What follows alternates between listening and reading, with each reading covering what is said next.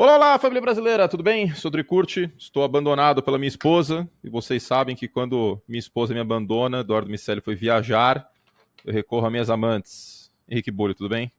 Fala, Curtis, tudo bem? Fala, pessoal, que ouve esse meu primeiro podcast, então vou notar que eu vou estar um pouquinho nervoso no início, mas eu tô bem, tô tranquilo. Tô um pouco aliviado que passou essa época da Free Agency, mas tô bem. Muito bom, graças a Deus acabou, mas agora tem o draft, né? Deu pra dar descansada já? Deu. Depois que você passa a primeira semana, fica bem tranquilo, porque as maiores contratações são as mais interessantes, então é a parte que mais cansa, de fato. Ainda tem jogadores no mercado, né? Por exemplo, o Ezekiel Ansah, que tá no nosso top 10, que a gente postou lá no site. Antes que alguém xingue, não tinha quem colocar no top 10, gente. Gente, sim, Tava a nossa discussão do top 10 foi realmente muito forte.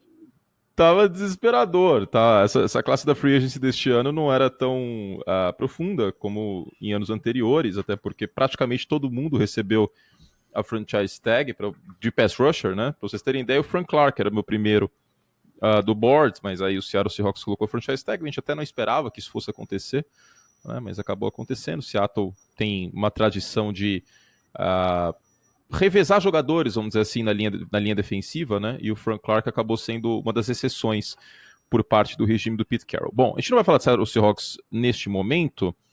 A gente vai falar sobre assuntos bem interessantes, por exemplo, o Miami Dolphins full tank, né? É uma situação bem diferente em relação à NFL, em relação a MLB e a NBA, o tanque é mais comum, mas na NFL ele é mais raro e precisa ter todos os elementos necessários para realizar um tank. Coisa, por exemplo, que não tinha no Indianapolis Colts. Em nenhum momento eu queria endereçar isso. Antes de mais nada, Bulho, eu tuitei agora há pouco que o Gettleman, o general manager dos Giants, que a gente vai falar no podcast de assinantes, mas ele chegou a mencionar nessa semana que dá para ganhar jogos e reestruturar o time ao mesmo tempo. Eu concordo, mas não na situação do New York Giants. O New York Giants pede uma reestruturação 100%, a exemplo do Miami Dolphins. Aí alguns torcedores dos Colts, orgulhosos, claro, pelo desempenho do time do ano passado, responderam assim pro meu tweet: mas o Chris Ballard não fez isso, os Colts no ano passado não fizeram isso. Alguns chegaram até a mencionar em relação ao Philadelphia Eagles pós-Chip Kelly. Mas em termos de elenco, Philadelphia Eagles pós-Chip Kelly e Indianapolis Colts do primeiro ano do Chris Ballard não tem comparação ao que a gente tem no New York Giants neste momento. Os Colts tinham o Andrew Luck, ok, voltando de lesão, mas tinha o Andrew Luck, tinha o T.Y. Hilton, tinha o Malik Hooker, agora o New York Giants não tem ninguém. Não tem ninguém fora o Saquon Barkley. É Saquon Barkley mais 10. Ou melhor, Saquon Barkley mais 52. E, assim, primeira coisa que eu queria falar sobre o David Gettleman, acho que a gente vai tratar nesse podcast, nesse assunto no podcast de sócios, então vou tentar fazer um pouquinho mais curto. O Gettleman não faz a menor ideia do que ele tá fazendo com o elenco. Isso tem que ser dito. Não, Ele não não, não faz a faz. Não menor faz. ideia do que tá sendo com o elenco. Por quê? Primeiro ele quis construir, ele tem a tendência a construir pelas linhas. Então a gente viu que desde que ele chegou no ano passado, os Giants draftaram o Will Hernandez, investiram no Nate Solder na Free Agency e agora trocaram pelo Kevin Zeitler. Tudo bem, são boas contratações, são bons jogadores. Só que ao mesmo tempo, os Giants não tem pass rush. Os Giants não tem um jogador, digamos, talvez o Lorenzo Carter, que foi recém-draftado, mas eles não têm um jogador, um bom outside linebacker para pressionar o quarterback. Não. Então, assim, ao mesmo tempo que o Jalen tá ficando na tendência dele de investir pela linha ofensiva, ele já abandonou o pass rush do time. O Vernon era o melhor pass rusher e já saiu do time também. Na forma que o elenco dos Giants está sendo construído, os wide receivers são fracos. Desculpa, a contratação do Golden Tate não eleva muito esse grupo. Eles têm o Saquon Barkley, tudo bem, excelente jogador, mas... E ainda assim eles estão com o Eli Manning. O Jalen acredita firmemente que o Manning pode ainda ser um bom quarterback. Não pode. E, assim, da forma que o elenco dos Giants está sendo construído, não faz sentido. E não tem por que o Jalen acreditar que esse elenco pode ir longe. Seria melhor se eles já investissem também numa espécie de vamos reconstruir o elenco? Seria. Mas nesse momento o Jalen tá tentando ganhar com uma proposta de construir o elenco que ele mesmo disse da coletiva que não faz sentido. E não dá pra entender o que os Giants querem nesse momento. Se querem se preparar para o futuro, draftar o Dwayne Haskins na sexta escolha, Talvez pode ser isso, mas desde que o Gettleman chegou, a forma com que o elenco dos Giants é construída não faz sentido. Nada do que tá acontecendo nos Giants faz sentido. E quem perde com isso é o time, com certeza. Porque são vai.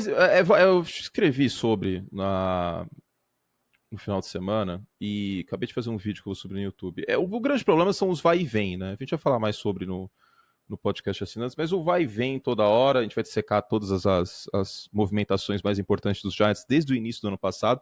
Esse vai e vem que é o que incomoda. E o Miami Dolphins, que é a nossa pauta aqui nesse podcast aberto, o Miami Dolphins tem uma situação parecida com a do New York Giants. É difícil olhar para o elenco do Miami Dolphins. Eu vou ter que pegar o elenco inteiro e falar, putz, esse cara é muito bom. Esse cara é um T.Y. Hilton, é um Malik Hooker, como tinha o Andrew Luck, como tinha no Indianapolis Colts até a temporada passada. Então, o caso dos Colts não era caso de tank no ano passado. Não era. Definitivamente não era. Eu acho que a gente ficou surpreso com o desempenho da equipe, pelo menos algumas pessoas.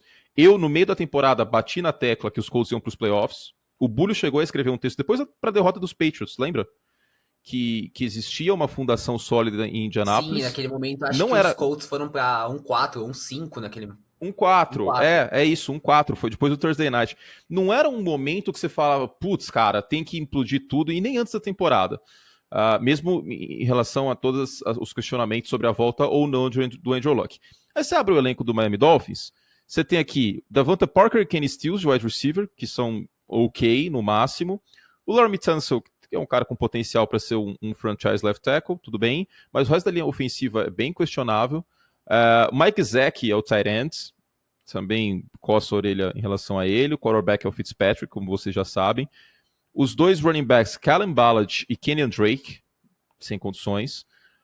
Aí, na defesa, cara, tirando o Micah Fitzpatrick, que vem para o seu segundo ano, uma situação complicada. Tem o Xavier Howard, que é um cara que eu gosto, mas eu diria que Xavier Howard, Minka Fitzpatrick acabou. Porque Kiko Alonso, embora o nome seja famoso, me desculpa, mas não tem mais condições em 2019. A Kim Spence também não. E Robert Quinn, os Dolphins estão querendo comer uma parte do contrato dele e trocá-lo. Só, a gente quer trocar tanto o cara que a gente assume uma parte do contrato. Então é bem complicada a situação de Miami. Ela pede um tank muito forte. E é a decisão correta, a meu ver. Eu acho até que o Fitzpatrick é bom demais pro tank que os Dolphins estão se propondo. Assim, você falou de citar o elenco dos Dolphins. Pra mim é o Fitzpatrick mais ninguém. O Xavier Howard é um bom quarterback. Inconsistente, mas eu acho ele bom. Você não gosta do Howard? Eu acho ele consistente, sabe? Ele teve aquela sequência maravilhosa no fim da temporada de 2017, que interceptou acho que 2 passes contra os Patriots. Aquele Monday Night Football. Cara, os Patriots em Miami é bizarro, os caras sempre perdem. E eu gosto do Kenyon Drake, eu gosto do Gesicki, e só, sabe? É isso que o elenco do Dolphins tem hoje. O Charles Harris, a gente praticamente nem lembra dele, porque... Nossa, esse cara aí é um absurdo. Escolheu a primeira rodada de 2017 com 3 sacks. Sim, desde que ele foi draftado, ele não fez nada na liga e foi a primeira rodada. O Tunsil também chegou com toda a expectativa, escolha de primeira rodada, apesar do que aconteceu no dia do draft, mas não tá apresentando nada. Então, assim, você não consegue lembrar de cabeça, provavelmente, algum ano em que o tank foi tão descarado na NFL. Mas se algum não, eu acho que não. Sim. Nem os Browns. Não, nem os Browns. Porque apesar de estarem colocando fogo em tudo, eles ainda tinham aquela questão de, vamos desenvolver o time. Tanto que todo mundo foi draftado em 2016 ou 2017. 2016 foi o primeiro ano, né? Você acha? Todo mundo foi draftado e ficou no elenco de 53. Então, a proposta dos Browns era clara. Mas não era igual ao que os Dolphins estão fazendo, que é montar um elenco ruim de propósito para criar uma cultura e assim poder reconstruir o time. Tudo bem, o Flores acabou de chegar, então o GM é novo também, se não me engano. O Greer. O Greer o primeiro, o Tannenbaum foi embora. Então, tempo para isso eles vão ter, mas precisam que os donos da equipe também confiem no projeto. Eu realmente não consigo lembrar de um time na NFL que seja tão fraco igual o Dolphins de 2019 está se projetando para ser. Mas, assim, O Flores já declarou que sabe que vai levar tempo. Eles dispensaram o Tannehill. Eles vão com o Ryan Fitzpatrick, que, como você falou, eu concordo, ele é bom demais pra espécie de tank. Tinha que ter sido o Blake Bortles. O Blake Bortles dos Dolphins ia ser fantástico. Ia ser fantástico. Ia ser entretenimento puro. Sim. Eu ia fazer questão. Ia ser o grande momento da minha semana assistir o condensado dos jogos dos Dolphins do Game Pass. Eu tô muito triste que o Bortles vai ser reserva agora na NFL. De verdade. Calma. Maldade com Nunca se sabe que o futuro reserva. Nunca se sabe. Vai que um belo dia o McVay fala, quer saber, velho. Vamos Vou testar o Bortles só pra ver o que vai acontecer. Mas assim, Mas não, ele vem pra ser reserva. Claro. Sim, porque o McVay confia muito no Goff. Mas voltando aqui pros Dolphins rapidinho. Então, cara, exatamente o que você falou. O elenco é muito fraco. Não é pouquinho fraco. Não é, não vai brigar. É um time digno de primeira escolha. Os caras são realmente ruins. Estão muito abaixo do nível da liga. E os Dolphins sabem disso. E isso é a parte importante. Isso é a parte que eu tô gostando muito do processo dos Dolphins. Eles sabem disso. E eles não querem enganar ninguém. Tá ótimo isso. Tá certo. Certo. Não é esse vai e vem. Vai tancar mesmo. E o time é uma bomba. Vai tancar. Tão certo em tancar. E é melhor fazer isso que ficar contratando o Golden Tate com 30 anos e dando 20 milhões de dólares pro cara, garantidos, entendeu? Concordo. Porque os Dolphins poderiam contratar o Trey Flowers, por exemplo. Poderia, mas seria temerário, seria burro. Porque não fazendo isso... Aliás, fazendo isso, o que ia mudar? O Trey Flowers ia levar os Dolphins pros playoffs? Não ia. Não. E o Tannehill de quarterback também não ia ajudar. Também não. Então, quer dizer, vai gastar o cartão de crédito com dinheiro garantido, peso morto, dead money no contrato do Sul, que ainda tem, do Tannehill, e em 2020 vai ter uma cacetada de dinheiro, provavelmente um quarterback na primeira rodada. Temos 3 aí, tem o Jake Fromm, tem o Tua Tagovailoa e o Justin Herbert, e os Dolphins devem conseguir pegar um dos 3, porque eu acho extremamente improvável que os Dolphins vão ter uma das 5 primeiras escolhas do draft. E vamos que vamos. E outra coisa, escrevi também isso, tá no texto lá na capa do site. O Miami Dolphins tem, neste momento, uma ideia de começar a melhorar quando o Tom Brady já estiver aposentado. Porque também não adianta nada o time gastar rios de dinheiro, como fez nos anos anteriores, sendo que tem Brady e Belichick na divisão. Não vai ganhar a divisão, ponto, acabou. Isso é importante lembrar também, porque... Aqui, tô até abrindo o texto na capa do site pra ver, mas... Há quanto tempo os Dolphins não ganham a divisão? Fazem 12 anos, né? 2008. 2008. Foi o ano do White Cat. E que o Brady não jogou. Isso, o Brady não jogou aquele ano. Então, cara, todo ano a gente olha pro Brady e pensa, nossa, esse é o ano que ele tá caindo. Eu tive essa impressão no último ano, que ele não jogou tão bem. E aí, no fim... Não, mas aí ele teve o descanso. Ele teve o descanso. E ganhou o Super Bowl, então... Ele jogou bem no Super Bowl? Não jogou. Mas na final da conferência ele jogou bem. Sim. E não é como se em 2 semanas tivesse mudado da água pro vinho e pá, envelheceu. Pronto, acabou. Acabou a dinastia agora. Né? E eu escrevi isso no meio da temporada também, não sei se você lembra. Que não é de hoje que o Tom Brady, na reta final da temporada, semana 15, 16 e 17, ele joga mal.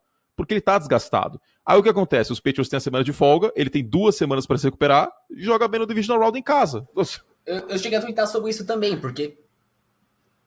Cara, começou a cair uma chuva muito grande aqui. Mas... Volta. Então aqui em São Paulo vai cair daqui a pouco. Não, acho que não vai atrapalhar em nada no podcast, não. Mas assim, voltando. Quer a gente queira ou não, a idade do Brady atrapalha ele. O braço dele cansa. Isso fica nítido no fim da temporada. Então, essa semana de descanso é sempre muito importante. Esse ano os Patriots quase ficaram sem a semana de descanso. Então... Pois é, se não fosse o Nick Foles... Saudade do meu bebê. Assim. Porque os Eagles ganharam dos Texans, né? E os Patriots tinham desempate no confronto direto, mas se os Eagles tivessem perdido pro... Olha que coisa louca, né? Se os Eagles tivessem perdido pro Houston Texans, os Patriots poderiam não ter ganho o Super Bowl e o Chicago Bears poderia ir mais longe também, né? Porque Kirk Cousins em playoff eu não confio, né? Então, assim, que coisa louca, como um jogo pode mudar tudo. Se você olhar pra AFC, supondo que os Texans ganhem dos Eagles e fiquem com a escolha 2, a gente tinha Patriots e Colts na primeira semana, que ia ser um jogo interessantíssimo, e o vencedor ia jogar em Houston. Não, se os Patriots ganham, iam jogar em Houston. Então, sei lá. Os Patriots ganhando iam jogar em Houston e a final da conferência ia ser igual. Todo ano os Patriots ganham dos Texans, mas acho que, se eu não tô enganado, todo ano o jogo é em New England. Se o jogo fosse em Houston, podia ser bem diferente. Será? O Indianapolis Colts deu uma sova no Houston Texans, em Houston. Tem isso, né? Será? Com aquela linha ofensiva, com o Belichick se preparando que nem louco durante uma semana pra combater a linha ofensiva de Houston, acho que teria sido a mesma coisa. Com aquela linha ofensiva, o Houston Texans não chega no Super Bowl. Concordo. O Deshaun Watson consegue fazer milagres na temporada regular, mas com aquela linha ofensiva não tem condições dele chegar no Super Bowl. Simplesmente não dá. E o time não endereçou de novo a posição, embora espera-se que no topo do draft isso seja feito. Então, para arredondar, tem a questão financeira dos Dolphins, né, que já está gastando dinheiro morto no contrato do Tannehill e no contrato do Sul nessa temporada. E tem a questão temporal, que o time vai melhorar quando o Brady estiver aposentado, porque é impossível o Tom Brady jogar depois de 2022. Não vai acontecer. Aí, tipo, limites. Sério, na boa, não tem como. 2022 é uma coisa muito surreal. É, tipo, muito, muito, muito surreal. A gente já tá chegando na situação que o DK Metcalf, que é o wide receiver de Ole Miss, ele é filho de um cara que entrou na NFL depois que o Tom Brady já tava jogando. Então, tipo, simplesmente não. Então é um plano bem feito pelos Dolphins. É garantido que vai dar certo? Não. Até porque a gente não tem garantia, salvo raríssimas exceções, como o Peyton Manning e o Andrew Luck saindo do college. Não é como se o Tua Tagovailoa fosse esse cara. Nem o Herbert e nem o Jake Fromm. A gente não tem um cara... Nenhum desses três, a não ser que muita coisa mude nessa temporada do college, mas nenhum desses três é um prospecto como o John Elway, como o Peyton Manning, como o Andrew Luck. Não é. Ou tô errado? Não, você tá certíssimo. Primeiro que assim, a expectativa maior tá no Tua. Acredita-se que se os Dolphins tiverem a primeira escolha do draft 2020, eles vão atrás do Tua Tagovailoa. O Tua não é um Andrew Luck, ele não é um Peyton Manning. O Justin Herbert de Oregon não é um Andrew Luck, não é um Peyton Manning. E o Jake Fromm também não é nenhum desses. Então, nenhum deles é uma grande certeza, sabe? E é o que você falou. É um projeto que claramente pode dar errado. Os Dolphins podem não ficar com a primeira escolha, os Dolphins podem pegar um quarterback que não dá certo na liga. Tem muita coisa que pode dar errado nisso. Mas o plano tá no caminho certo, pelo menos. Acho que exatamente isso. O plano tá sendo bem feito. É um plano com visão. E, assim, ninguém vai chegar e vai falar: estamos perdendo de propósito para ficar com a primeira escolha. Não vai falar isso porque na NFL tem 16 jogos e os jogadores precisam pagar suas contas e nenhum jogador da liga, vai perder de propósito pro time ter uma escolha de draft melhor. Não. O jogador não, mas a diretoria pode tomar decisões que indiretamente desemboquem nisso. O jogador não existe isso. Simplesmente não existe o jogo. Até porque o futebol americano é perigoso você fazer isso. Porque se você vai mole num tackle, o risco de se machucar é maior. Os jogadores dos Dolphins não vão tancar. A equipe vai ter um desempenho ruim em 2019 porque a diretoria tomou decisões inclinadas a isso. E eles não estão errados. Né? Considerando o contexto, eu faria exatamente a mesma coisa e até brinquei que o Fitzpatrick é bom demais para isso aí, porque eu tenho certeza que vai ter um Patriots at Dolphins que os Dolphins vão ganhar com o Fitzpatrick passando para 400 jardas. Anotem, eu estou prevendo agora em março. Vai ser divertidíssimo porque vai ser em Miami e a gente sabe que isso vai acontecer. Vai, todo ano acontece. Miami é o purgatório, é o bad place do Tom Brady. Eles sempre vão jogar mal lá, eles sempre vão perder. É muito engraçado isso. Vamos lá então, próxima pauta é uma pauta de uma torcida bem grande. Antes rapidinho, Bolho.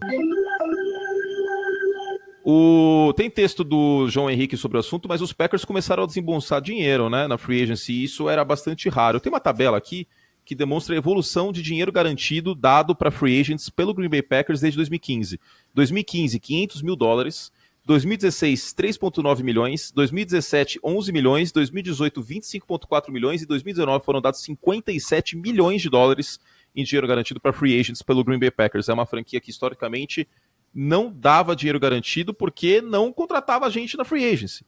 Né? Só que isso mudou ante o cenário da divisão. As três principais contratações de Green Bay, os Ardarius Smith e o Preston Smith, dois linebackers, outside linebackers, pass rushers, e o Adrian Amos. A equipe não trará de volta o Nick Perry e nem o Clay Matthews para 2019. Adrian Amos, bom safety, foi um negociaço para os Packers. Algo sobre isso ou podemos passar para San Francisco 49ers? Eu só queria comentar uma coisa rapidinho sobre os Packers, aproveitando que você citou. Ano passado, a maior dificuldade da equipe disparadamente foi pass rush. O time não conseguia pressionar o quarterback e, assim, principalmente na NFC Norte, isso era essencial. Então, investiram muito dinheiro no Zadarius Smith, que é bastante subestimado, mas eu tenho ao mesmo tempo que eu acho ele subestimado pelo trabalho que ele fazia em Baltimore, eu ainda tenho minhas dúvidas se ele pode ser um jogador de elite, se ele pode bater consistentemente jogadores de linha ofensiva. num 1 contra 1. Não, os dois, o Preston Smith e o Zadarius Smith, eles correm o risco de serem Pernell McPhees. Pernell McPhee era um jogador coadjuvante bom em Baltimore, os Bears contrataram ele a peso de ouro, ele não fez bosta nenhuma em Chicago. Nossa, bom exemplo, de fato. Não, é o exemplo clássico. É o pass rusher coadjuvante que na free agency ganha dinheiro, existe expectativa. Ele pode ir bem ou pode ser o Pernell McPhee. O McPhee foi pra Washington, inclusive, né? Sim. Ele foi dispensado. Depois ele foi pra Washington. Ele assinou por... Sim, ele foi dispensado pelos Bears. Mas então, voltando aqui a esses dos pass rushers rapidinho. Os Packers investiam na free agency porque o Ted Thompson, que é o general manager antigo, ele acreditava muito no draft. E, assim, as classes de draft dos Packers, as últimas do Ted Thompson, foram meio questionáveis em partes. Então, o time sabe que precisa dar um time pro Aaron Rodgers, sabe que a defesa precisava ser adereçada em várias formas. Então, draftaram o Jared Alexander, draftaram o Kevin King, e agora pegaram o Amos, o Preston Smith e o Zadarius Smith. É um time que tá investindo, é um time que tá mudando o jeito de agir na free agency, mas eu ainda acho que tá atrás dos Bears na divisão? Acho. Assim, no fundo, free agency só previsão, mas é interessante ver essa mudança nos Packers, tá? Um time que só draftava e só mantinha os jogadores, ver o time mais ativo na free agency é bem interessante. Porque a janela, o Aaron Rodgers está chegando aí na reta final da carreira dele. Não estou falando que o Aaron Rodgers vai aposentar neste ano ou no próximo, mas ele foi draftado em 2005 e, salvo engano, ele tem 35 anos, né? Vou até ver aqui, isso, ele tem 35, ele faz 36 em dezembro. Então, nos playoffs ele terá 36 anos, não é mais um menino de 29, de 28. Então, os Packers precisam se mexer para tentar conquistar alguma coisa nessa janela final da carreira dele, nesses próximos 4, 5 anos de carreira que o Aaron Rodgers ainda tem. Acredito que ele deve jogar até 38, 39. Né? Não é nenhum absurdo imaginar isso. Agora, o Rodgers vem da pior temporada dele desde o ano de calouro, considerando uma temporada completa. Em jardas foram bastantes? Foram 4.442. Mas a porcentagem de passos completos bem baixa, 62%. Para a NFL de hoje é uma porcentagem baixa, ainda mais considerando ele. E um argumento muito grande, ele teve só 2 interceptações, mas foi uma quantidade sem número de bolas isoladas pelo Aaron Rodgers. Quando a jogada desmontava, ele não forçava o passe para não ter interceptação. Então, 25, o que marca aqui é 25 touchdowns. 25 touchdowns para o Aaron Rodgers é um número bem baixo. Bem baixo. Então, vamos ver se Green Bay dá um salto de produção na próxima temporada. Eu também não vejo, sem clubismo nenhum, tá? Juro por Deus, mas eu não vejo os Packers à frente dos Bears neste momento na divisão, a menos que o Aaron Rodgers volte a jogar como 2015 e 2016. Aí a coisa complica. E o Rodgers também não vai querer esperar os Packers desenvolverem mais talento via draft, né? Ela investir agora. Não. Principalmente porque, você citou perfeitamente, 2 interceptações na última temporada. Mas o nível dele realmente não foi o que a gente se acostumou a ver do Aaron Rodgers. Ele parecia estar desconfortável, parecia que o nível dele, de fato, começou a declinar. Então, ele ainda é um dos melhores quarterbacks da liga, indiscutível pra mim, mas já não é mais o super-homem, já não é aquele quarterback perfeito que a gente via, e a janela tá acabando. Tem 36 anos, não vai poder ficar esperando sempre. Os Packers tinham que investir, e acho até que fizeram um bom investimento. O Zadarius Smith pode se provar um bom jogador, o Preston Smith era um bom jogador em Washington, e o Adrian Amos, pra mim, extremamente subestimado na defesa de Chicago. Acho que o Chicago vai sofrer muito com a perda dele. Então, o que tinha que fazer, sem dúvida, fizeram. Um jogador que eu gostava muito. O Amos, pra mim, a dupla dele com a Jackson, pra mim, em 2018, foi a melhor da liga. De safety, sem dúvida. É a melhor dupla de safeties da liga. Vamos lá, então. Antes de mais nada, lembrando que a gente já... tocar a corneta aqui, que a gente falou um assunto a mais, no final das contas, né? Que são os Packers. Tem muito torcedor dos Packers que cobra da gente falar de Green Bay, então tá aí. Falamos um pouquinho do time em relação aos contratos. Pouquinho não, né? Falamos 5 minutos. Bom, lançamos o guia On The Clock de draft, são 200 prospectos analisados, um trabalho que foi conduzido desde meados de novembro. Então o Davis, o Felipe, que também escrevem comigo, com o Bolho, com o Eduardo no Pro Football, eles têm um site só de draft, que é o On The Clock. Neste ano eu sou editor do guia de draft. Lançamos, só feedbacks positivos, o pessoal está gostando demais. Não sei se o Bolho já deu uma olhada, que a gente enviou um para ele. Tá fantástico, tá simplesmente fantástico, com o board completo, com ranking por posição também a gente fez, e a parte gráfica tá muito bonita, as informações bem organizadas. A novidade neste ano é que a gente colocou rótulos para os jogadores, Então, por exemplo, o Terry Jackson de Buffalo é um scrambler, é um quarterback móvel, o Dwayne Haskins é um pocket passer, o Daniel Jones é um West Coast, e por assim vai, né? Em todas as posições colocamos isso. Então tá bem legal, a gente pretende dar outras novidades em 2020. Para você adquirir, então, o guia que já está disponível, não é mais pré-venda, se você comprar, você já recebe por e-mail, ontheclock.com.br ou bit.ly/guia draft, tá bom? bit.ly/guia draft. Deixa eu só testar aqui para ver se é esse o bit.ly mesmo, mas eu acredito que seja. Sim, é isso mesmo. bit.ly/guia draft. Então, você pode adquirir o guia de 2019 com 200 prospectos analisados e os traits. Habilidade atlética, processamento mental, aí no caso dos quarterbacks, precisão, força do braço, trabalho no pocket, o sumário. Até o Tracy McSorley, que é um cara que pode até não ser draftado, tá lá nesse guia, são 200 prospectos, tá bom? E aí em e-book, não livro físico, você pode ler no Kindle, é só mandar pro Kindle depois que o Kindle converte o PDF. Ok, meu querido Henrique Bulho, temos que falar então do San Francisco 49ers. Se você fosse o John Lynch, você teria trocado pelo Odell? Porque a questão é a seguinte, até houve o rumor, mas parece que o Gettleman pediu, nessa fissura que ele tem de linha defensiva e linha ofensiva, ele pediu o DeForest Buckner no negócio. E aí o John Lynch falou, meu irmão, não vai rolar. Não. Porque... Eu não teria também, porque provavelmente ele teria que ter trocado a escolha 2 do draft. O preço que o Gettleman... Assim, os reports são que o Gettleman pediu a escolha 2, mais DeForest Buckner. Isso é um absurdo. Eu amo o Odell. Eu amo o Odell. Ele é realmente muito bom, mas isso é demais para qualquer jogador. E, assim, se você olhar o grupo de recebedores dos 49ers, eles podiam se usar de um reforço. E o Odell nesse grupo ia fazer maravilhas, óbvio. Do Garoppolo, ia abrir o ataque aéreo, ia suprir a falta do Pierre Garçon como ex-receiver, que o Shanahan ama. Mas o preço era muito caro. Então, acho que eu não faria essa troca. São dois cenários. No cenário 1, você tem o Odell Beckham Jr. para ajudar o ataque, e no cenário 2, potencialmente você tem o DeForest Buckner no meio da linha e o Nick Bosa na extremidade. Eu fico com o cenário 2. Eu também fico com o cenário 2. Acho que não é bem...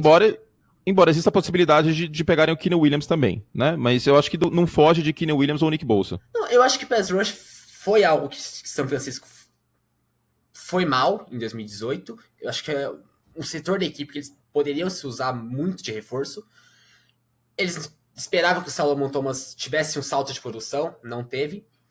Eles trocaram pelo Dee Ford, a gente também tem que lembrar isso, que é muito então, exato isso que eu ia falar agora. Com a troca pelo Dee Ford, eu começo a ficar inclinado a gente ter o Keenan Williams, viu? E aí ficaria Solomon Thomas, Keenan Williams, DeForest Buckner e Dee Ford como linha do San Francisco 49ers, que a base do time agora é o 3-4? É o 4-3. É o 4-3, desculpa. Mudou para 4-3. E é o 4-3, né? O Robert Saleh roda o 4-3. Então ficaria essa a linha dos Dolphins. Claro que joga mais em níquel, como todas as outras equipes da NFL, mas a base do sistema é o 4-3. É uma linha interessante.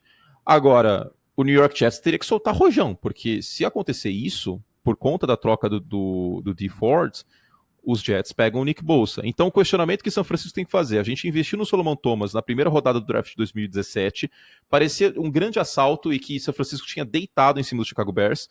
O Solomon Thomas não jogou como esperado, não jogou, é um cara que faz muito mais trabalho sujo do que um pass rusher de fato, e não faria sentido ter o Dee Ford e o Nick Bosa junto com o Solomon Thomas. Então eles teriam que escolher, ou escolhe entre o Solomon Thomas e o Nick Bosa, ou pega o Keenan Williams. E aí mantém o Solomon Thomas. Assim, eu acho que é isso. Sim, não, eu não vejo muito sentido você draftar o Nick Bosa já tendo o Dee Ford e o Solomon Thomas. Sim, o Thomas ele começou a alinhar como defensive tackle mais pro finzinho da temporada, ele teve uns snaps por lá, mas sim. Eu ainda acho que, cara, entre você escolher entre o Bosa, o Buckner, com certeza você escolheria essa opção.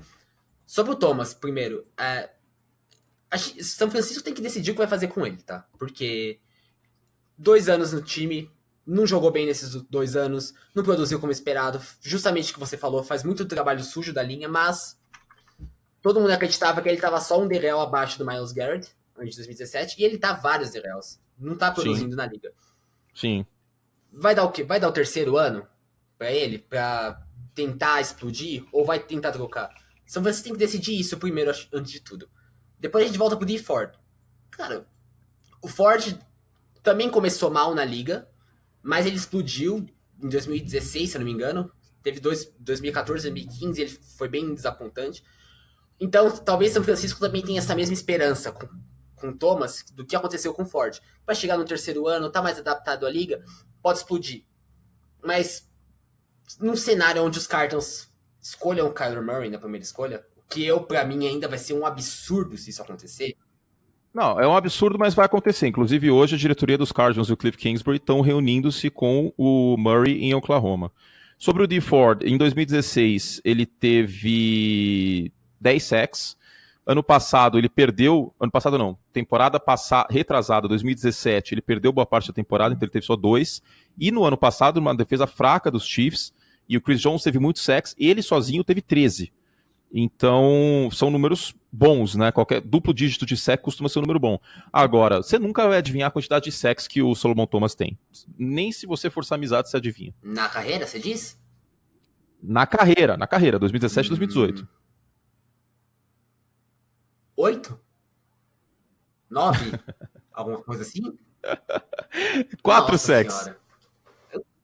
São mal. 4 sacks que o Solomon Thomas tem. Então, são 4 sacks. Se ele manter aí, se ele tiver menos de 4 sacks no total em 2018, 2019, aí a gente já pode colocar o carimbo de bust, né? Porque 3 anos, um jogador de linha que tinha uma certa habilidade.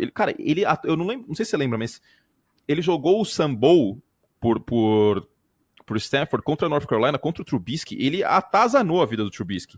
E, tipo, você compara aquele jogo com o resto da carreira dele na NFL, é muito louco como as coisas acabaram invertendo. Claro que o Trubisky não chega aos pés do Pat Mahomes, que é da mesma classe, ou mesmo do Deshaun Watson, mas acabou sendo uma escolha melhor neste momento, né? Só que a gente ainda tem um ano aí para ver o que São Francisco pode fazer com o Solomon Thomas. Só que a coisa começa a apontar para o sul, vamos dizer assim, né? Começa a apontar lá para baixo e... Enfim. E assim, só sobre não sei se você lembra disso, do draft 2017, mas a primeira escolha todo mundo esperava fosse Myles Garrett. Isso a gente já tinha matado. E o San Francisco 49ers tinha a segunda escolha. Todo mundo acreditava que eles iam atrás do Solomon Thomas. Que era o Solomon Thomas. E aí, quando os Bears trocaram pra segunda, todo mundo ainda acreditava que era o Solomon Thomas. Que era o Solomon Thomas. Sim, que os Bears estavam subindo para pegar o Solomon Thomas. E aí os Bears subiram para pegar o Trubisky. E eu não sei se você lembra também, havia um link muito mais forte do Trubisky sendo escolhido pelos Browns na segunda escolha de Cleveland. Sim, na escolha 4. E aí, quando foi o Denzel Ward, também foi uma surpresa. Mas na terceira escolha geral, todo mundo achava que o Thomas foi um assalto. Que os 49ers conseguiram descer o draft, acumular escolhas e pegar o cara que eles já pegariam. Todo mundo achou que as duas primeiras escolhas do 49ers em 2017 tinham sido excelentes. Um já foi dispensado do time e o outro não tá fazendo nada. Então... rapidinho, Bulho, essas duas escolhas, a 1 e a 4, foi ano passado. Os Browns tinham a 11. Nossa, é verdade, né? O Ward foi... Eles tinham a 11. Aí trocaram pra Filadélfia, aí depois trocaram pra Houston. Nossa, é verdade, eu confundi, desculpa. E aí os Texans pegaram o Deshaun Watson. Mas, enfim, originalmente eles tinham duas escolhas na primeira rodada. E acabou não dando em nada, né? Eles não pegaram o quarterback. Houve até críticas em relação àquele ano, de novo, os Browns vão passar quarterback de novo, e ano passado pegaram o Baker e acabou dando certo. Então, se eu fosse São Francisco, eu não trocaria o DeForest Buckner e a primeira rodada pelo Odell, por melhor que o Odell seja, até por conta da questão tática. Eu falei isso no ESPN League ontem. Claro, o Odell é o tipo de cara que é game changer, destrói um jogo. A gente já viu ele fazendo muitas vezes isso. Mas não é esse preço. Uma primeira rodada, sendo a segunda escolha geral, que é muito valiosa, que você pode pegar um potencial ao pro, e o principal jogador da sua defesa, não compensa. Não compensa. Considerando que o Kyle Shanahan esquematicamente consegue tirar leite de pedra. Né? Não é como se você tivesse um treinador ofensivo muito ruim que fosse dependente de um ex-receiver, de um split end como o Odell. Não é o caso. O Kyle Shanahan consegue sobreviver sem o Odell, vamos dizer assim, a ponto de não precisar pagar o preço que o New York Giants pediu. Então não acho que o San Francisco 49ers errou. Falando em San Francisco 49ers, Bulho, a gente ir fazendo agora o merchan do Pro Clube,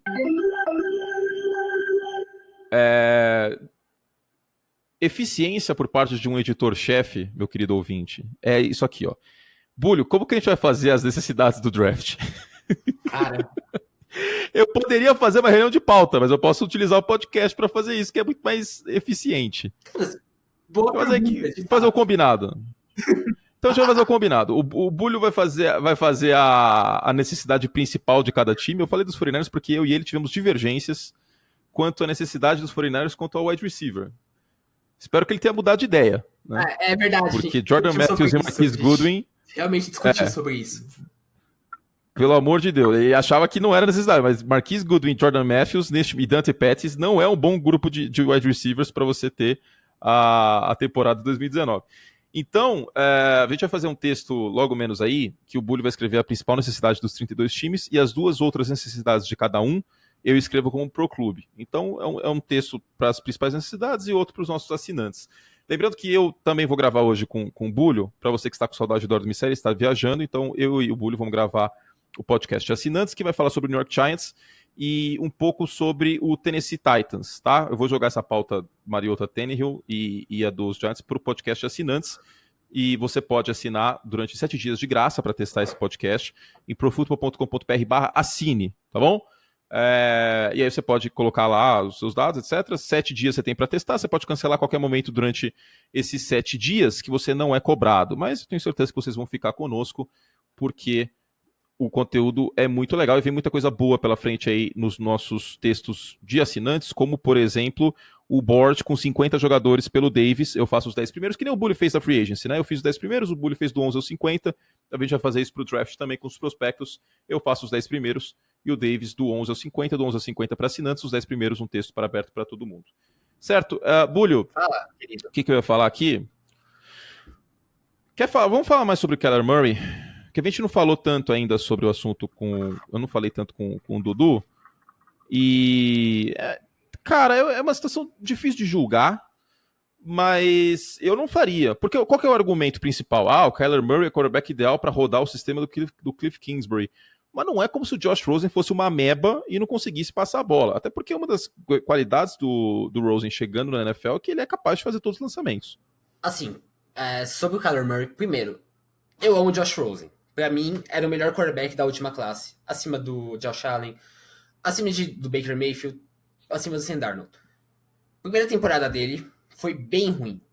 Não tem discussão, não tem salvação. Primeira temporada do cara, meu Deus, do Josh Rosen foi bem ruim. Josh Rosen. Não tem como passar pano pra isso. Dito isso, essa teoria é mais, se eu não tô enganado, do John Ledyard. Mas se eu errei o escritor que tem essa teoria, peço desculpas. Mas, assim, para um quarterback calouro, tem 5 coisas que são essenciais. Primeiro, sistema ofensivo que ele está inserido. Segundo, treinador. Terceiro, a linha ofensiva. Quarto, o grupo de recebedores. E quinto, a defesa. Por que eu estou citando tudo isso? O Cardinals não tinha nada disso. Os Cardinals não tinham nada disso. Os recebedores eram fracos, a linha ofensiva era fraca, o treinador era Steve Wilkes, que, pelo amor de Deus, não sei como ele conseguiu aquele emprego. Então, a situação que o Rosen tava... Era pior dos novatos, de longe. Até o Allen, por pior que fosse o elenco de Buffalo, o Allen tinha uma defesa bem consistente. Sim. E conseguia se livrar com as pernas, coisa que é o super trunfo que o Josh Rosen não também tem. E, assim, olhando pro Kyler Murray hoje, ele vai ter o treinador, vai ter o Cliff Kingsbury, que vai rodar um sistema que provavelmente vai se adaptar a ele. Mas eu ainda não vejo no elenco dos Cardinals essa melhora a ponto de que trocar o quarterback calouro vai trazer mais eficiência, sabe? Eu ainda acho que a linha ofensiva não é tão boa. Eu ainda acho que o grupo de recebedores não é tão bom. A defesa talvez melhore, fizeram alguns investimentos. Deixa eu até abrir aqui o elenco deles rapidinho. Trouxe o Terrell Suggs. O Jordan Hicks. Mas Terrell Suggs... mas o Jordan Hicks é um investimento interessante, mas o Terrell Suggs a gente sabe que tá em fim de carreira. Não é a ponto de falar, o Kyler Murray vai levar esse tipo pros playoffs ano que vem. Não, bem longe disso. E eles contrataram o Marcus Gilbert também. Assim, investiram em posições de carência, mas o time ainda tá muito fraco. Não, o time ainda é uma bomba. Giants, Dolphins e Cardinals são os 3 piores elencos da NFL e é difícil argumentar o contrário. Não nessa ordem, acho que os Dolphins ainda são o pior elenco, mas assim... Não coloquei ordem, só coloquei top 3. Mas eu concordo plenamente com o pensamento. Meu ponto é que se chegar o Kyler Murray lá, mesmo que seja no sistema ofensivo do Kingsbury, o que dá essa certeza que o Murray vai melhorar a situação, sabe? o time ainda é fraco, ainda não é a situação ideal com o calouro chegar. E assim, eu pessoalmente eu tenho minhas dúvidas sobre o Murray. Eu preferia 1000 vezes ter o Josh Rosen, mesmo com essa temporada de calouro. Mas. Bom, eu prefiro o Dwayne Haskins. Entre os três? Não, entre os três eu prefiro o Rosen ainda, mesmo com... Porque na pior das hipóteses, mas ele jogou mal. Ok, ele tem uma experiência de um ano de NFL. Sim, exato. Mesmo que o ano tenha sido horrível, ainda é um ano de NFL. E ainda assim, sim, ainda é um ano de NFL e não um ano jogando contra a Northwestern na final da conferência, né, gente? Pelo amor de Deus. E do Murray, mesmo assim, se eu não tô enganado... não, ele teve antes, desculpa, eu confundi. Eu tava pensando no Mayfield em 2017, só que aí o Murray jogou em Texas A&M, então desculpa. Mas... ele transferiu pra assim, Oklahoma. Henrique, eu tenho minhas dúvidas sobre o Kyler Murray como quarterback. Acho que ele vai ser bom na liga, mas não acho que ele vai ser nada especial. A ponto de você trocar ou a ponto de você investir a primeira escolha geral nele. Posso fazer uma comparação tosca? Pode. O piso dele é o Tyrod Taylor e o teto dele é o Russell Wilson. Eu acho que o teto tá um pouco... A comparação é boa, só colocaria o teto um pouquinho abaixo do Wilson. Não tem uma comparação, mas em nível, sabe? Tá, ok. Assim. Ok. O teto é um pouco abaixo do Russell Wilson. Tudo bem. Eu consigo entender e concordar. Mas eu não consigo olhar pro Murray e pensar que ele vai mudar a franquia de um jeito que eu não olhe pro Rosen e pense que o Rosen não seja capaz de fazer. Porque eu acho que o problema não tá no Murray ou no Rosen. E vale lembrar o investimento que foi feito no Josh Rosen. Não foi uma escolha de primeira rodada. Foi uma escolha de primeira rodada, uma de terceira e uma de quinta. Sim, verdade. Porque eles gastaram a terceira e a quinta pra subir na primeira rodada e pegar o Josh Rosen, que era o último do Fab Four, né? Porque o Lamar Jackson havia mais questionamentos. Então o Lamar Jackson costumava ser o quarto ou o quinto, a dependendo do gosto do freguês, entre o Josh Allen e ele. Mas, enfim. E quando você sobe... Gastou 3 escolhas com o Josh Rosen. E quando você sobe no draft, na primeira rodada, pra pegar um quarterback, você tem certeza que aquele cara é o cara da sua franquia. Sabe? E você não joga esse cara fora depois de um ano. Não tem cabimento pra mim esse processo dos Cardinals com relação ao Kyler Murray e ao Josh Rosen. Mas... Não, é muito líquido, né? É tipo... Vamos lá. Primeiro encontro, aí a menina fala, eu não gosto de NFL. Aí você, tchau, adeus. Calma, também não é isso que é o mais importante. O Bully até quebrou as coisas na casa dele. PC. Tá tudo bem. E não é a coisa mais importante do mundo, assim, né? No meu caso, por exemplo, a pretendente gostar da NFL. É bom, mas também não é um deal breaker. Tipo, não vou parar de sair com a menina. Agora, os Cardinals não. Os Cardinals são o tipo de pessoa que se ela falar, não gosto de NFL, adeus, tchau. Então calma, né, gente? Um ano só é muito pouco. E a gente aprendeu isso a duras penas, né? É só ver o exemplo de Jared Goff. Jared Goff é um quarterback top 5 da NFL? Não. É um quarterback dependente do sistema, como poucos quarterbacks na história da liga? Sim, vídeo Super Bowl. Mas também não é o desastre que a gente viu na era Jeff Fisher em 2017. Então, 2016, aliás. Então, eu não jogaria o Rosen fora neste momento. Agora, a questão que fica é, neste momento, eu dou 99% de certeza que o Kyler Murray vai ser a escolha dos Cardinals. Eu também acho que o Rosen vai ser trocado. Agora posso tomar moto. Uma moto passa. Nosso podcast ele tem moto, tem cocada, é uma coisa maravilhosa. Foi a mesa quebrando, foi uma bela estreia minha. Mas assim... Não, mas tudo bem, isso acontece, dá sambalelê pro negócio. 99%, ok. Aí, obviamente, eles não vão deixar Rosen e Murray no mesmo vestiário, porque seria uma das coisas mais insanas da história do mundo. Sim, o Rosen com a personalidade dele, que é bem explosiva, ia dar merda. Ia dar merda. Então, supondo que eles troquem, sabe qual foda? Lei da microeconomia, oferta e demanda. Não tem demanda de quarterback. Não tem. Os Dolphins não vão pegar o Josh Rosen e sobra só os Giants. E eu ainda tenho minhas dúvidas se os Giants iam atrás do Josh Rosen, viu? Eu também. E aí, beleza. Sobra quem? Tennessee? Tampa Bay? Cincinnati? Mais, porque ninguém tá querendo quarterback. E são três times que não tem uma necessidade gritante e imediata pro quarterback. Com certeza absoluta, Bruce Arians quer pelo menos um ano para avaliar o Jameis Winston. Com certeza absoluta, o Tennessee Titans e o Mike Vrabel querem mais um ano para avaliar o Mariota antes de apertar o gatilho. E com certeza absoluta, Cincinnati, com isso, que é um regime estatutário, né, de servidor público, não vai mandar o Andy Dalton embora no primeiro neste ano momento. Do Taylor, O Taylor não vai chegar mudando tudo. Isso é Importante notar.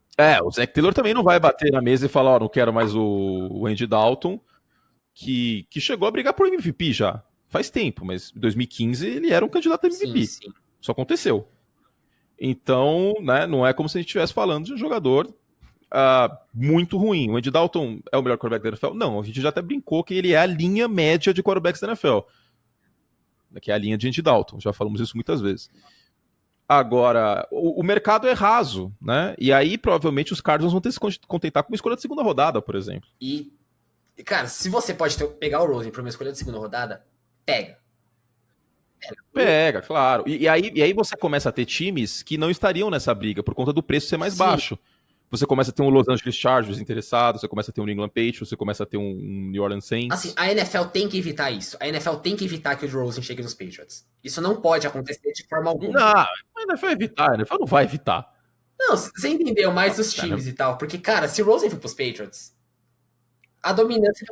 Não, aí ferrou, velho. Aí os Dolphins podem abortar o tank de 2 anos. 15 anos do Belichick dominando a mais e pode ter certeza que vai acabar. A AFC vai continuar sendo o que é.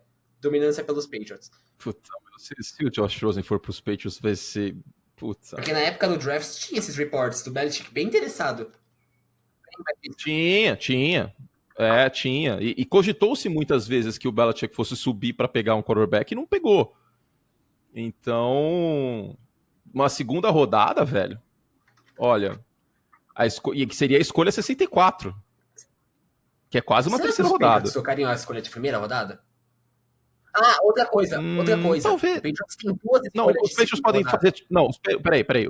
Os Patriots podem fazer trade down. Sim. Na 32, eles descem, acumulam escolhas, e com uma dessas escolhas da segunda rodada que eles vão pegar, eles trocam pro Josh Rosen, no topo da segunda. Então, é que eu tô lembrando, os Patriots têm 2 escolhas de segunda rodada.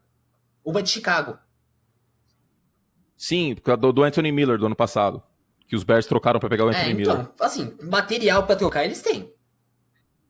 Tem. Munição então, os Patriots têm. Assim como tinham pra tentar pegar o Odell. Também. Né? Então, cara, se ficar certo que os Cardinals vão atrás do Kyler Murray, aqui eu quero repetir mais uma vez. Eu não faria isso de jeito nenhum, porque eu acho o Rosen muito melhor. Eu acho que o Kyler Murray não tem esse potencial pra mudar uma franquia. Eu não acho que ele tenha. Mas aí eu... Não, potencial ele tem, mas é arriscado. Sim. O piso dele é mais baixo. Ele é um cara que tem problema com progressão de passe, é um cara que tem problema de passar a bola no meio do campo, né, por conta da altura até. É arriscado. Eu, Anthony Curti, arriscaria no Kyler Murray? Não. Se você me dá, que nem o Matrix, você me dá uma pílula azul e uma pílula vermelha, Kyler Murray e Dwayne Haskins, em 9 das 10 vezes que você fizer isso, eu vou pegar o Dwayne Haskins. Pra mim não é nem discutível. De verdade, eu acho o Haskins muito superior. Mas entrando naquilo, tem tanta expectativa sobre o Murray rodar o sistema do Kingsbury, que já tá meio que confirmado que os Cardinals vão usar a primeira escolha no Murray, e aí seja o que Deus quiser. Se o Rosen virar um quarterback que vai ser material de troca, isso vai acontecer se eles pegarem o Murray, cara, as possibilidades são infinitas. E o Rosen... E pra terminar, que a gente tá chegando a 50 minutos, essa troca vai acontecer no dia do draft. É bem possível. Assim... Essa troca vai acontecer no dia do draft. E vai ser louco. Porque tem um outro elemento, só pra terminar, que eu até falei no ESPN League ontem. Você consegue garantir quem é a escolha de Tampa Bay na 5? Não, Tampa Bay... Eu sinto um cheiro fortíssimo de trade down pelos Buccaneers. Fortíssimo. Então, se algum time subir pra 5 e pegar o Dwayne Haskins, cara, e o Murray já ter saído na 1, aí eu quero ver. E aí o preço do Rosen sobe. E aí os Giants vão estar na 6, né? Tem isso também. Aí os Giants vão fazer o quê? Vão se contentar com o pass rusher? Essas 10 primeiras escolhas do draft tem tudo pra ser assim, mega interessantes, porque tem o Oakland Raiders com o John Gruden, que ano passado pegaram o Colton Miller, que era prospecto de final de segunda rodada. E eu não tenho a menor ideia do que os Raiders podem fazer. Os Raiders podem pegar o DK Metcalf, por exemplo, mesmo com o Antonio Brown chegando lá, eu não tenho a menor ideia do que eles vão fazer. Pode pegar o Josh Allen, pode pegar o Montez Sweat, pode pegar qualquer pessoa. Tipo, sério, se o Kyler Murray não foi escolhido pelos... Os Raiders podem trocar pra 1 pra pegar o Kyler Murray. Sei lá, e se for cortina de fumaça essa situação dos Cardinals, só pra, tipo, testar, pra ver se os Raiders seriam kamikaze a esse ponto? Pode acontecer. O Gruden já deu declarações de estar apaixonado pelo Kyler Murray.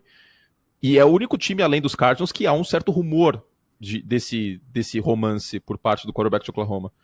Então tem muitas narrativas interessantes a serem desenvolvidas nessas 10 primeiras escolhas pra gente ficar de olho. Mas acabou nosso tempo.